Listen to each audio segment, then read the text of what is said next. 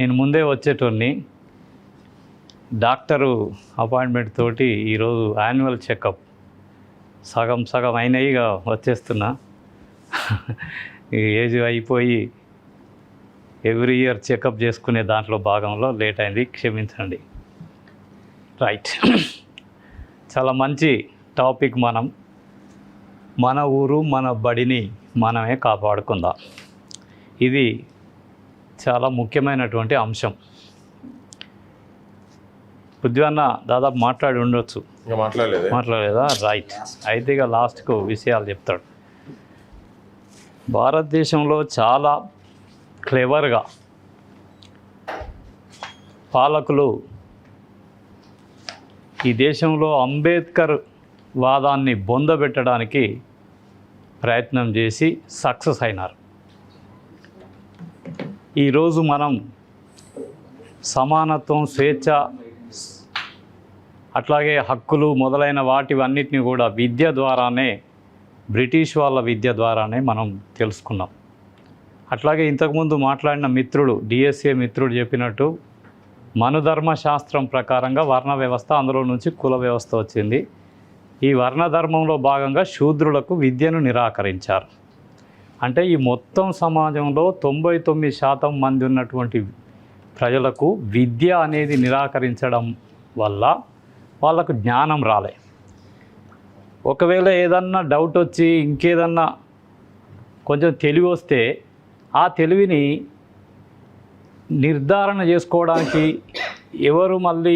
ఎవరి దగ్గరికి వెళ్ళాలి అంటే బ్రాహ్మణ్స్ దగ్గరికి వెళ్ళాలి. వాళ్ళకి అర్థమైపోతుంది వీడికి తెలివి వచ్చిందిరా అని చెప్పి. వీనికి చదువు లేదు కానీ తెలివి వచ్చింది కాబట్టి దాన్ని మళ్ళీ పక్కదారి పట్టించడానికి ఇంకొక మాట చెప్తాడు. దాంతో సాటిస్ఫై అవుతారు. చివరికి ఇంకా కర్మ లేదా పూర్వజన్మ సుకృతం ఇవన్నీ చెప్పేసి మనకు నాలెడ్జ్ వస్తే ఆ నాలెడ్జ్ తప్పు అని అంటారు.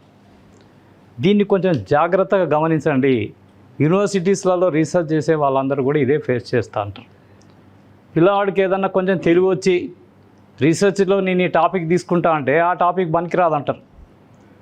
ఇంకో టాపిక్ వాళ్ళు ఇస్తారు, వాళ్ళు ఇచ్చింది మనం చేయలేము. కాబట్టి ఏం చేయాలి, వాళ్ళ చుట్టూ తిరగాలి. ఈ రకంగా అప్పటి నుండి మొదలుపెట్టి సమానత్వం ప్రకారంగా 14 to 18 ఆర్టికల్ ప్రకారంగా అందరూ సమానమే, పక్కపక్కన కూర్చొని చదువుకోవడానికి బ్రిటిష్ విద్య వల్ల వచ్చింది. ఆ తర్వాత కొనసాగుతూ ఉంది. కాబట్టి దీన్ని ఎట్లా మళ్ళా ఈ జనాలలో మనమందరం సమానం కాదు అనేది నిరూపించాలి అంటే మళ్ళీ విద్య ద్వారానే వీళ్లకు ఆ రకమైనటువంటిది ఎక్కియాలి అనేది అర్థమైంది. దాన్ని ఎవరికి అర్థం కాకుండా మళ్ళీ ఇండియన్ ఎడ్యుకేషన్ సిస్టంలో ఇంట్రడ్యూస్ చేసినారు. దానికి నేను పెట్టిన పేరేంటంటే వర్ణ వ్యవస్థ కొనసాగింపే ప్రస్తుత విద్యా వ్యవస్థ. వర్ణ వ్యవస్థ కొనసాగింపే ప్రస్తుత విద్యా వ్యవస్థ అంటే వర్ణ వ్యవస్థను తిరిగి కొనసాగించడం కోసం విద్యా వ్యవస్థను పునర్నిర్మించారు అనేది దాని సారాంశం. ఏ విధంగా అనంటే 10th దాకా మనం అందరం కామన్గా చదువుతాం, అక్కడేం తేడాలు ఉండవు. ఇంటర్మీడియట్కి రాగానే మనల్ని 4 వర్ణాలుగా విభజిస్తారు. ప్రజల్లో 4 గ్రూపులు ఉంటాయి: ఎంపీసీ, బీపీసీ, సిఈసీ, హెచ్ఈసీ. తర్వాత వర్ణ సిస్టంలో ఏవైతే లక్షణాలు ఉన్నాయో ఆ లక్షణాలనే దీనికి పెట్టినారు. ఇది కొంచెం జాగ్రత్తగా గమనించండి. ఎంపీసీ వాళ్ళు కింది గ్రూపుల చదువులోకి, పై చదువుల్లోకి రావచ్చు, అట్లాగే ఉద్యోగాలలో కూడా రావచ్చు. బ్రాహ్మణులు కింద ఏ పనైనా చేస్తానికి వాళ్ళకు ఎలిజిబిలిటీ ఉంటుంది. రెండో గ్రూప్ అయినటువంటి వాళ్ళు బీపీసీ వాళ్ళు ఎంపీసీ గ్రూపుకు సంబంధించినటువంటి చదువులలోకి ఎంటర్ కావడానికి వీల్లేదు, అట్లాగే ఉద్యోగాలు కూడా వాటికి సంబంధించిన చేయడానికి వీల్లేదు. రైట్. మూడోది సిఈసి. ఆ కోర్సు కూడా మీరు చూడండి, వ్యాపారానికి సంబంధించింది, కామర్స్. అది బీపీసీకి సంబంధించిన కోర్సులు బీఎస్సీ చేయడానికి వీల్లేదు, ఎంపీకి సంబంధించిన వాటిని కూడా చేయడానికి వీల్లేదు. బీటెక్, ఎంబీబీఎస్, బీ ఫార్మసీ ఏవి చేయడానికి వీల్లేదు వీళ్ళు. కానీ అదే పై చదివినోడు ఎంకామ్ చేయవచ్చు, ఎంఏ చేయవచ్చు. వీటికి సంబంధించిన పై చదువులకు ఏ సబ్జెక్టులోకైనా రావచ్చు వాళ్ళు. తర్వాత చిట్ట చివరిది హెచ్ఈసి. స్వాతంత్రం వచ్చిన తర్వాత 70 ఏళ్ళ వరకు మొత్తం ప్రజలందరూ హెచ్ఈసీ చదివినారు. వీళ్ళు పై వాటికి సంబంధించిన చదువుల్లోకి వెళ్ళడానికి వీల్లేదు, ఉద్యోగాలు చేయడానికి వీల్లేదు అని నిర్ణయించారు. ఇప్పుడు మనందరం కొద్దిగా జాగ్రత్తగానే చెప్తున్నా నేను. ఈ సిస్టమ్ పెట్టిన తర్వాత మనకి ఏమర్థం అవుతుంది? ఇందులో బీఎస్సీ చదివిన లెవెల్ అని ఉంటే చేతులు ఎత్తండి. ఇద్దరు బిఏ వాళ్ళు, బిఏ ఆర్ట్స్ అంటాం, సోషల్ సైన్స్ అంటాం. అందరు బిఏ వాళ్ళకంటే బీఎస్సీ వాళ్ళు ఎక్కువనా, లేదా బీఎస్సీ వాళ్ళకంటే బిఏ వాళ్ళు ఎక్కువనా? ఏంటి దేవుల వాళ్ళే ఉంటుంది. ఆగడ కొద్దిగా ఆయన చెప్తాడు కొత్తగా చెప్పు. బీఎస్సీ వాడు ఇటు రావచ్చు, నువ్వు అటు పోతావా? మరి ఇక నీది ఎక్కువనా వాంది ఎక్కువనా? నేను చేసిన సారు బీఎస్సీ ఫస్ట్ ఇయర్ చేసి బీఏ చేసిన తర్వాత బీఎస్సీ నా క్లాస్మేట్ బీఎస్సీ కంటిన్యూ చేసిండు, వాడు ఎంఎస్సీ చేసి మళ్ళీ ఎంఏకి వచ్చిండు. నేను బీఏ చేసినాక ఎంఏ పోయినాక మళ్ళీ నాకు ఎంఎస్సీ కావాలని ఉన్నది, కానీ నో అడ్మిషన్. ప్రాక్టికల్గా అనుభవించి చెప్తున్నా. ఛాయా వాళ్ళ మొత్తం దేశం అందరి మీద ఉన్నాడు కదా మరి. అది వేరు మళ్ళీ ప్రొఫెషనల్స్ నుంచి ఎడ్యుకేషన్లో ఈ సిస్టమ్ పెట్టినారు. దాంతో ఇది ఒక రకమైనది. రెండోది ఏంటంటే సపోజ్ చదవడానికి కూడా మ్యాథ్స్, ఫిజిక్స్, కెమిస్ట్రీ ఈ మూడింటిని ఎందుకు చదవాలి భయ్? మ్యాథ్స్, బయాలజీ, హిస్టరీ చదువుతా అని నాకు ఇంట్రెస్ట్ ఉంటుంది. అట్లెందుకు పెట్టలే గ్రూప్ని? ఇందులోనే మన మైండ్ డిజైన్ అయిపోయింది. మెంటల్గా మనం ఫిక్స్ అయిపోతాం. హెచ్ఈసీ అయినాం అంటే బీకాంలోకి పోవడానికి వీల్లేదు. ఎందుకు లేదు? ప్రశ్నించం మనం. సిఈసీ చేసినోడు బీఎస్సీ, ఎంపీసీ నాకు సీట్ కావాలి అని అడిగితే ఉండదు. ఎట్లుంటుంది? ఆ బుద్ధినా నీకేమన్నా? హెచ్ఈసీ చదివినోడు నేను డాక్టర్ కావాలని ఉంటుంది. అవులాగా నువ్వేమన్నా అని అంటారు. ఇది ఎట్లా? మన సమాజంలో ఉన్నటువంటి కులపరమైనటువంటి విభజన విద్యా వ్యవస్థ ద్వారా పెట్టి మన మైండ్స్ అన్నిటినీ రీడిజైన్ చేశారు అప్పుడు. కాబట్టి ఇప్పుడు మనందరం సమానమా?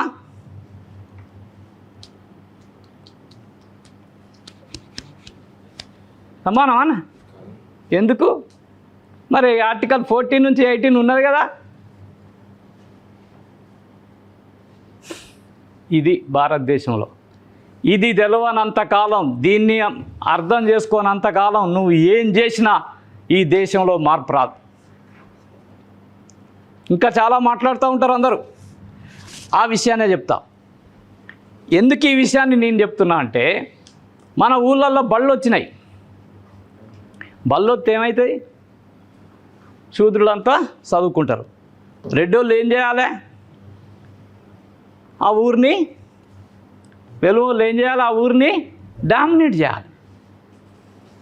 ఈ బళ్ళల్లో ఎవరు చదువుకున్నారు? మొదలు ఈ రెడ్డోళ్ళే చదివిండ్రు, వెలువోళ్ళే చదివిండ్రు. ఫస్ట్లో మన వాళ్ళు చదవలే. మధ్యలో ఒక 50 నుంచి మొదలు పెడితే 80 వచ్చేసరికి మనోళ్ళు వచ్చుడు మొదలుపెట్టారు. 70-80 వచ్చేసరికి మనోళ్ళు వచ్చుడు మొదలుపెట్టారు. అరే పొరగాళ్ళు అత్తాలరు, మనోళ్ళ పక్కన కూర్చుంటారు, వీళ్ళకి కొంచెం తెలివి పెరుగుతుంది. అది కాస్త మెల్లమెల్లగా సంఖ్య పెరుక్కుంటూ వచ్చేసరికి 90 వచ్చేసరికి 40 ఏళ్ళు అయింది. ఊళ్ళో సగం అంత మంది వచ్చి చదివేటట్టు తయారవుతారు. ఇక మన డామినేషన్ ఉండదు. కాబట్టి ఏం చేయాలి? వీటిని ఉంచొద్దు. వేటిని? ఊళ్ళల్లో బళ్ళను ఉంచొద్దు.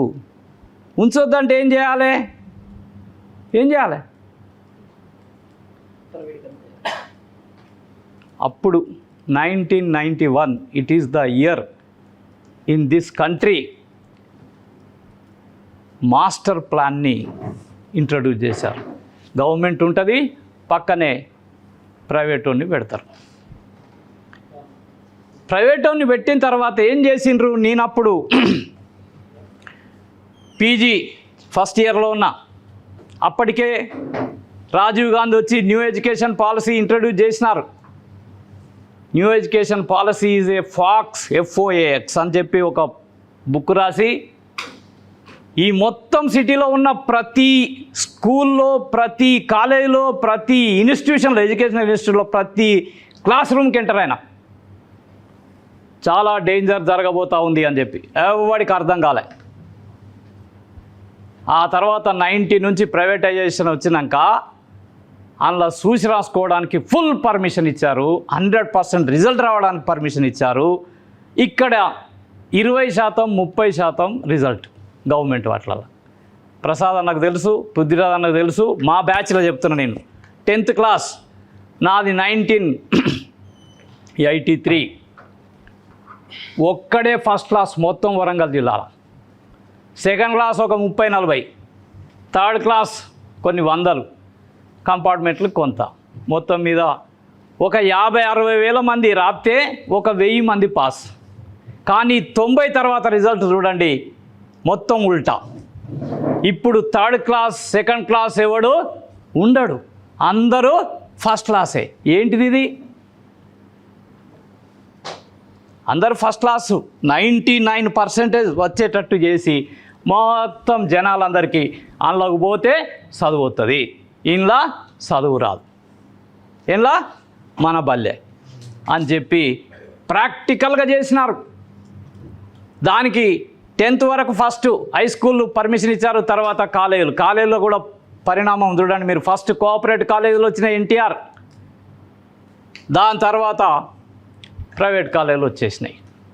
ప్రైవేట్ కాలేజీలు వచ్చిన తర్వాత మొత్తం జూనియర్ కాలేజీలు, ఆ తర్వాత డిగ్రీ కాలేజీలు.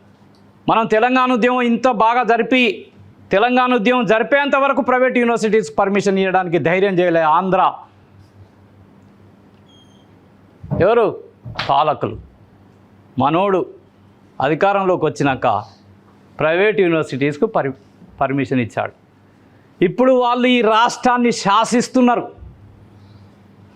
ఒక గవర్నమెంట్ ఎగ్జామ్ ఏదన్నా కాంపిటేటివ్ ఎగ్జామ్ పెట్టాలంటే మేము సెంటర్లు ఇవ్వమంటాను, రాష్ట్రం అంతా ఆగిపోతుంది. ఏం చేయలేని పరిస్థితి, వాడిని కంట్రోల్ చేయలేని పరిస్థితి. ఇప్పటిదాకా ఆయన చెప్పాడు, వాళ్ళని కంట్రోల్ చేయలేం. వాళ్ళను మేపడానికి ఏం చేసినారు, మనందరం కూడా డిమాండ్ చేస్తున్నాం. ప్రైవేట్ కాలేజీలలో చదివేటోళ్ళకు ఫీజు రియంబర్స్మెంట్ పెట్టిండు వైఎస్ రాజశేఖర రెడ్డి. ఫీజు వస్తుంది, మంచిగా చూసి రాసుకోవచ్చు, అన్ని రకాల ఉంటుంది. మరి గవర్నమెంట్ స్కూల్ చూడండి, బోర్డంతా ప్లే గ్రౌండ్ ఉంటుంది. ఈ యూనివర్సిటీ ఎంత ఉన్నదో చూడండి, అనురాగ్ యూనివర్సిటీ తీసుకోండి, ఎస్ఆర్ యూనివర్సిటీ తీసుకోండి, టిక్కిళ్ళల్లా వాళ్ళు పెట్టుకుంటారు. అక్కడ ఎటువంటి కల్చర్ను డెవలప్ చేస్తారు? Mob culture.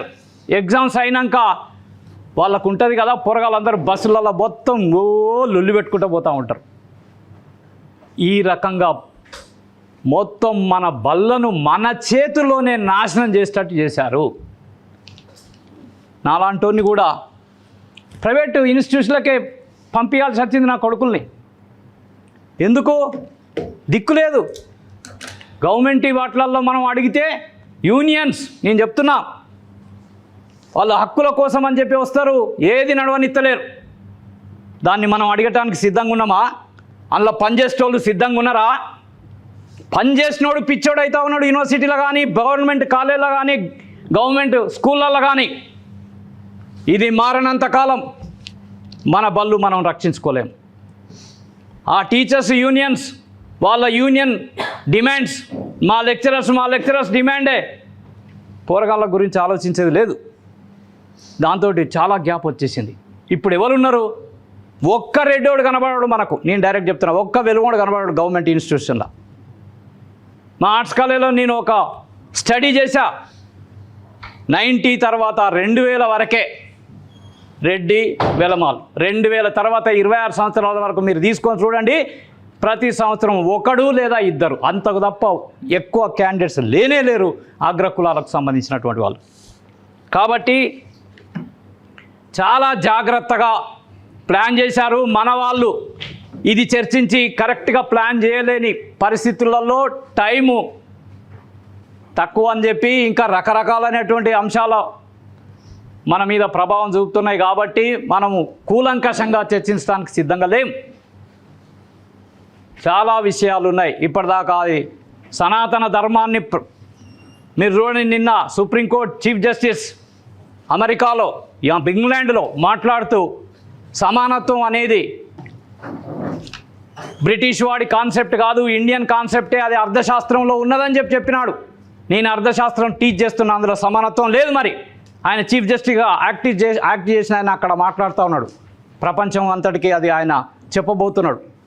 ఏం జరుగుతూ ఉంది? మనం అనటానికి ఎక్కడ ఛాన్స్ లేదు. మెయిన్ మీడియా మనకు స్కోప్ ఇయ్యదు. ఇట్లాంటి విషయాలన్నింటినీ కూడా సీరియస్గా తీసుకొని ఎక్కడో ఒకడ మొదలు పెట్టాలి. ఇప్పుడు జెన్జీ అని చెప్పి మనం మాట్లాడుకుంటున్నాం, మనందరికీ ఉత్సాహం ఉన్నది. ఒకటే ఒక డిమాండ్ తీసుకున్నారు, ధర్మేంద్ర ప్రధాన్ రాజీనామా చేయాలని. వాడు చేయడు. What next? ఏం ఆలోచిస్తూ ఉన్నది Gen Z? It's very important on part of moments. Every moment is coming down, becoming fail due to the underestimation or otherwise overestimation or otherwise parochial understanding. We should have perfect understanding for everything. Then only we will make a proper movement. Majority of the people in this country have been looted out. బీసీలు ఈ దేశంలో ఎక్కువ మంది 340 article ప్రకారంగా వాళ్ళ class అనే పదం పెట్టి ఘోరంగా దిక్కులేని వాళ్ళని చేసినారు. అట్లాంటి అనేక అంశాలు ఉన్నాయి. వాటన్నిటి మీద పనిచేయడానికి మనం సిద్ధమైన రోజు జనం కదులుతారు. ఇక్కడ ముందుగా కదలాల్సింది ఎవరంటే ఇట్లాంటి మీటింగ్స్లలో కూర్చున్నటువంటి వాళ్ళే. వీళ్ళ దగ్గరనే చాలా సమస్యలు ఉన్నాయి. జనం అర్థం చేసుకుంటారు, జనం కదులుతారు, జనం ఓటేస్తారు, వాళ్ళు చేయగలిసిన పని చేయగలుగుతూ ఉన్నారు. కానీ మధ్యలో ఉన్న మనకే సరైనటువంటి అవగాహన లేదు. ఆ సరైన అవగాహన రావడానికి నేను చెప్పిన పాయింట్స్ ఏమైనా ఉపయోగపడతాయంటే I'm ready to discuss always for giving this opportunity. Thank you one and all. Thank you అన్న.